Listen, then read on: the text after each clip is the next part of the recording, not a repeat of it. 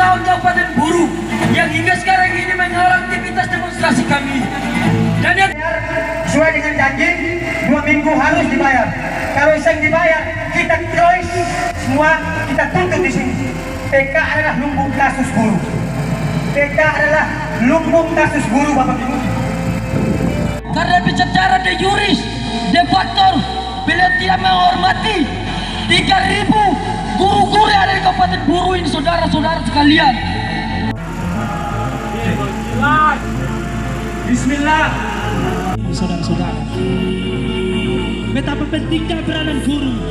Namun kiranya tunjangan non sertifikasi yang semestinya menjadi Dari pemerintah daerah Kabupaten Buru. Kenapa? Itu soal hak yang kemudian diharuskan untuk dibayarkan.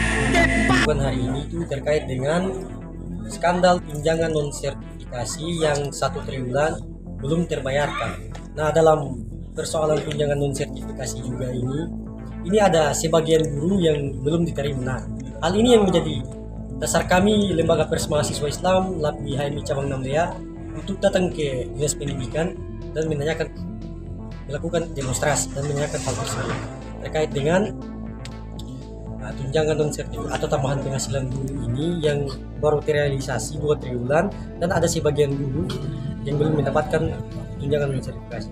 Yang belum dapat itu alasannya apa? Tapi kalau alasan yang disampaikan oleh para pemangku kebijakan tertinggi di Dinas Pendidikan, ada Pak Sekretaris, Pak Bendahara, Pak Bagian Perencanaan, itu mereka sampaikan bahwasanya yang belum dapat ini sangat mungkin itu mereka tidak memenuhi standar kualifikasi untuk mendapatkan tambahan penghasilan guru. Kira-kira ada penjelasan standar kualifikasi seperti apa?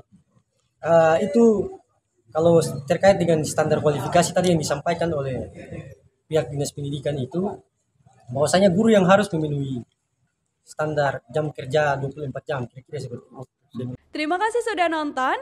Jangan lupa like, subscribe, dan share ya.